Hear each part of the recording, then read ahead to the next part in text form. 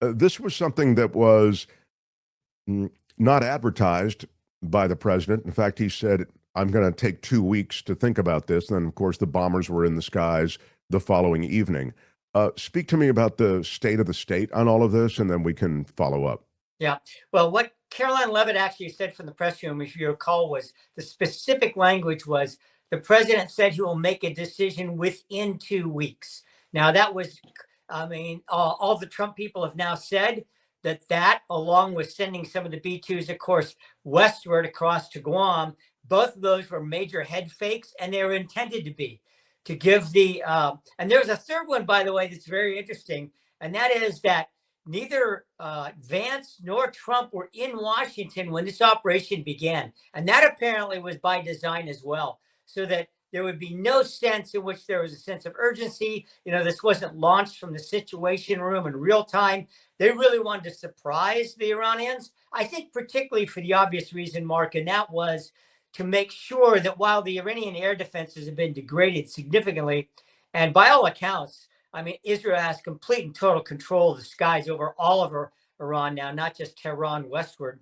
That, you know, Trump, the last thing he wanted was a Jimmy Carter-like event in Iran where somehow American servicemen went down in the deserts, right? He just did not want that to happen in any way, shape, or form. And that, of course, was successful.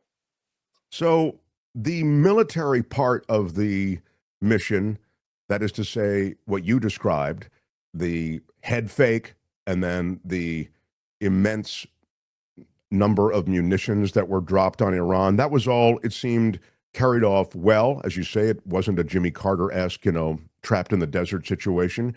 The munitions seemed to hit their targets. We're hearing nothing but, glowing reports from Donald Trump and his administration. There's a lot of peacocking going on. There's a lot of victory laps. I'd suggest that those are way, way early. And I'm leaving out what the Iranian response. I'm just talking about we don't really know what damage was done. What we do know is that was a successful mission, as I say. Now let's talk about the rest of the mission. It doesn't seem as though this crew has planned for what they're going to do. Now, those plans might be in place, but I'd like to ask you how you see this thing proceeding. It seems short-sighted to take a victory lap. Oh, yeah. Well, you don't want to end up with George Bush on the aircraft carrier mission accomplished banner behind you, right? I mean, to be honest, the Trump people have not really postured this that way. They certainly have made much of the operational plan being successful. And by the way, parenthetically, but importantly, Mark, this was a plan that began in the Biden administration. There's reports now coming out that as much as a year ago, the operational plans for something like this, should it be required, were being put in place. So this was not something, and most military guys will tell you, this is something that took a long time to plan. You don't put this together in a week. I mean, you had 125 aircraft in the air, including, and this is remarkable when you think about it, dozens of refueling tankers, which means they all have to be fully loaded, all have to be pre-positioned, basically in different zones along the route and back, both for the fighter escorts as well as for the B-2s. I mean, it's quite a remarkable achievement. They talk about all the branches of the service, et cetera. But I think the thing going forward, Mark, to me is twofold. One is what's happening right now, which is the beginnings of some kind of Iranian military response. As you know, missiles being launched at the American Air Base in Qatar. Nothing apparently got through. The Qatar defenses brought those down. But the Trump people reportedly, they're ready for this. They knew it was going to happen. We don't know the scale and size and scope of that response, but there will be an Iranian response. Go ahead. Here's the three things, Mark, if I could real quick, that I'm concerned about. One is proxies, okay? You talked about the degradation of Hamas, for example, and Hezbollah, et cetera. Yes, but they still have operational capabilities, some of these folks. And I think if there's going to be something really disastrous, it may well come at the hands of one of those proxies, not from Iran itself, because they know what response a direct Iranian response would bring from the United States and others. Secondly, sleeper cells, right? This is starting to get more conversation. This is something I think people should be concerned about. In California and beyond, both state and local governments are well aware of this. As you probably know, Mark, major potential targets, even places like Disneyland, where you're going to have a large congregation of people people are concerned about that. And the third and the final one, Mark, that honestly is most concerning to me, and you had nobody, none other than Putin mention this in the last 24 hours, and that is the potential and possibility of Iran saying, okay, we can't produce our own weapon, we're on the market for one. And, would a North Korea or some other, misled actor actually provide one? That is concerning. I wonder, that lays it out so well, and that's kind of a great recapitulation of what's happened and where we are. I wonder if this crew, this administration, have gamed this out. They say that this is sort of a one-off. That was what Pete Hegseth said. It's kind of a one and done. But some of what you've talked about is going to necessitate a punch back. And even Trump and the administration have said, hey, don't hit back because we can make this thing continue, even though it's not continuing now. It's not necessarily over. Oh, yeah, if people have seen, if you've seen the maps of the assets that we now have positioned in that region, it is remarkable. There's going to be 3 full carrier groups and all of the assets that come with that in terms of fighter jets, bombers, etc.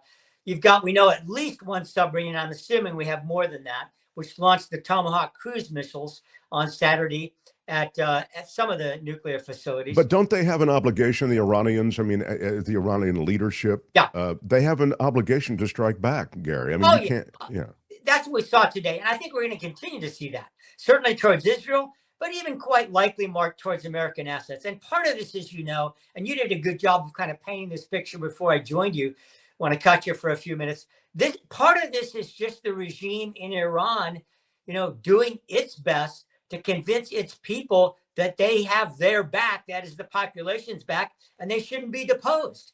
Look, the chances of Israel striking a major catastrophic blow with their current missile assets is very remote. And the reason for that is very simple, and that is the level of defensive capabilities in all of the nations surrounding Iran that have been protecting both Israel, and we saw today, U.S. forces, and American capabilities. We've got destroyers on both sides of Iran positioned right nearby that have the capability of bringing down drones, missile strikes, etc. So I think, Mark, there's going to be responses from Iran, but they tend to be pretty overblown in terms of, for domestic consumption, how effective they are. It's interesting, and as you know, it's not popular, the notion of regime change in Iran. And, Tony, I don't know if you have that Truth Social post, and here it is. Donald Trump says this: it's not politically correct to use the term, quote, regime change, but if the current Iranian regime is unable to, and then quotes, make Iran great again, why wouldn't there be a regime change? MIGA, or MIGA, M-I-G-A, make Iran great again. The man's a genius. What can I say with that kind of thing? But I'm with the branding. But the regime change is something that even the Bush administration, they were hip deep in regime change. They recoiled from the term. He steers right into it. Yeah, well, I think the reality is, by all accounts, there are not going to be any American boots on the ground. I think it's important to make some distinctions between Iraq and Iran. There is absolutely no planning underway that anybody is aware of to actually put troops on the soil of Iran. That's number one. This is all going to be conducted. Whatever retaliation there is from the U.S. and our allies is going to be air-based. There's no question about it. Now, Israelis, they may continue to use their very adept commando forces and their remarkable levels of intelligence to do other kinds of operations, as they already have. But from a U.S. point of view, that's not going to happen. It's going to be standoff, or if it is above Iranian airspace, like we saw this weekend, there's going to be absolute near certainty that there's no capability to affect our assets if they're over Iranian airspace. I want to turn to the other regime change that is talked about, and that's the regime change that Vilma mentions in this comment. Other than the bombing in Iran, I was so concerned about Vance saying the Guard staying in California until there is a regime change. The regime change in California that this administration wants. Can you speak to that, Gary? I'm not exactly sure what you mean about the regime change in California. Well, we're gonna stay here until the socialist Democrats. We're gonna liberate this city from the socialist mayor and the Democrats. I wonder if you can. That's what I'm talking about. Yeah, I really think, Mark, that once and by all accounts, the unrest, I mean, you're down there, you can speak to it probably more eloquently than just about anybody at this point, Mark. But I think the reality is once whatever is going to happen with the majority of the unrest in LA, which now apparently the local law enforcement folks have pretty well under control. And of course, the curfew has been lifted. Once this dies down in 30 days, I will be absolutely shocked if those National Guard troops stay down there. I really will. Are they going to stick around for Kamala Harris's potential gubernatorial bid announcement and then her potential election next November? No, that's not going to happen. I mean, so much is going to happen, Mark, between now and November of 26 in California, let alone the nation, let alone internationally, that I hate to say it, but the nature of modern politics is in 60 to 90 days, this won't be anything to most people, politically speaking, unless there's a major increase in the unrest. And the legal case will continue to move its way forward, right? I mean, there's almost certainly going to be a full Ninth Circuit hearing on this, as the state's likely to appeal it. And will it go to Supreme Court? Maybe, but Supreme Court watchers are saying it wouldn't even be able to be taken up until next year. Yeah, what you're talking about, the last thing that Gary's speaking of, is the ability of the president to come in and Bigfoot mayor, or the governor, more specifically, in putting troops in place. We'll keep this as a record and see whether they are in 90 days here, Gary Dietrich. So I took a lot of static. I got emails because we talked about, last time you visited, the political violence that had affected Minnesota with the legislator assassinated in her home from someone impersonating a police officer. Her husband was killed as well, and two others critically wounded.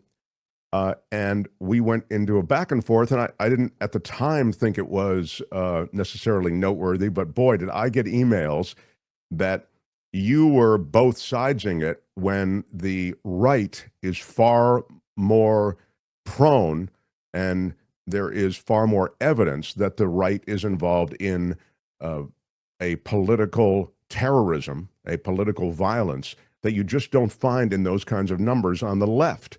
I heard January 6th as an example, the pardoning of all of those people, the whipping up into a frenzy, many on the right who militias, etc. And so I wanted to revisit it because I did get so much email on it, and I wanted you to at least kind of answer to it at least in the general. I'm happy to do that, Mark, and thank you for taking the shots in the meantime, my friend. But look, you know me. Number one, I'm gonna always try to be even-handed and fair wherever that's possible to be. I'm not a bomb thrower, a chair thrower, politically speaking, and I never will be. And that has been a hallmark, as you know, of my work for the last 30 years. However, I want to be really clear, and this is where it gets difficult in the current space that we're in, Mark, because I don't want to say people selectively here, but if you're not strident enough in their direction, and I get this from both sides, right, that somehow you're now an accomplice to the other side, if you're not strident enough in their view against that. So let me tick down a couple of things so that I can try to make really clear where I am on this, okay? In absolutely no way, shape, or form, and you know this, Mark, but for your newer audience listeners, people that were with us on KGO, they know this about me. I mean, back to the Ron Owen days, and I mean, just on and on and on. I make no apologies, nor is there any defense for any of the violence on January 6th. We have to just get that one out of the way because that's always job one, right? Secondly, unconscionable any political violence, including from the right. And yes, there are many who have perpetrated that. My point, I think, last week was, look, that it wasn't a person from the right, as far as we know, that tried to assassinate President Trump, right? My point was simply pointing out examples that there have been and are on both sides. If you try to take out a scale and is there more of one or more of the other, I don't really try to get into that, right? I mean, I think there's culpability on both sides, but I want to make unequivocally clear so your audience understands this. I am no, and you know this, Mark, I am no apologist for the right, no apologist for any of that and violence or even incendiary language, and that should go without saying. No, I don't think you're an apologist for the right either, and I like your objectivity, and oftentimes your objectivity is so refreshing, and you talk me off the ledge. I will say this: I think it is manifestly clear that there is way more of a threat of violence and political intimidation from the right. And these are right-wing activists. I'm not saying anybody on the right. It's always a small percentage. But when you look at the Proud Boys and the Three Percenters, et cetera, these are militia groups that exist on the right in numbers that far exceed anything on the left. That's me saying it, and I think it's demonstrably true. Yeah, well, and I want to make sure that we condemn all of that stuff, right? Sure. I want to make unequivocally clear there's no room for that. There's no accommodation for it. And there should be appropriate and swift legal consequences for anybody that engages in that. So as we finish up, I want to ask you, back to the Iran thing, if you think it possible, and you've just been around politics and you've been around so many different strategies that come out of this world of the Middle East as it relates to politics, might Iran really shut down the Strait of Hormuz? That would be a disastrous situation economically, since, again, 80% of the oil and energy that goes to Asia comes through the Strait of Hormuz. Yeah. Well, Mark, you make an important point, and it really is the most salient point. Okay. You shut down the Strait of Hormuz. That is not going, is it going to affect the United States? Yes. Is it going to affect the United States like it's going to affect others who I'm going to name in just a moment? No. You know what the biggest problem for Iran shutting down the Strait of Hormuz is?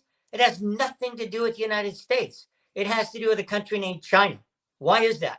Because currently, I just got the most recent numbers last night. Currently, a full 50% of Chinese imported oil is coming from Iran through those Straits of Hormuz. Okay. And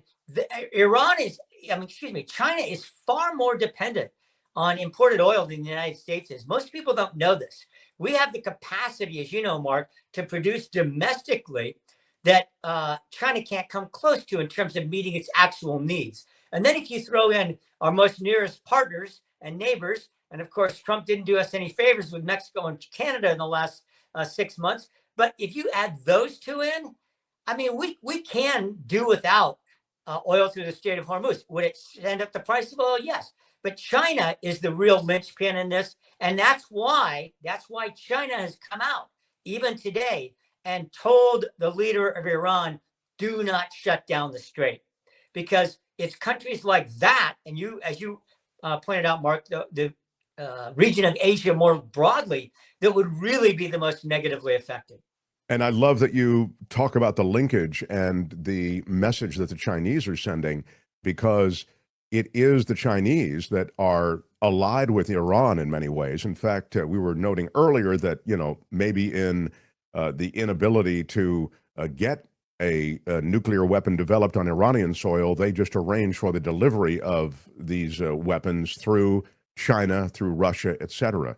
So you need the Chinese if you're the Iranians, and so maybe the pleas of the Chinese, or the entreaties of the Chinese, the requests of the Chinese not to mess with the strait, they might carry the day. And there's one other important thing, Mark, and that is this Iranian regime, especially today, even more so than 2 weeks ago, is going to be desperately in need of cash, right? I mean, they've got to rebuild all these things, whatever aims they have going forward.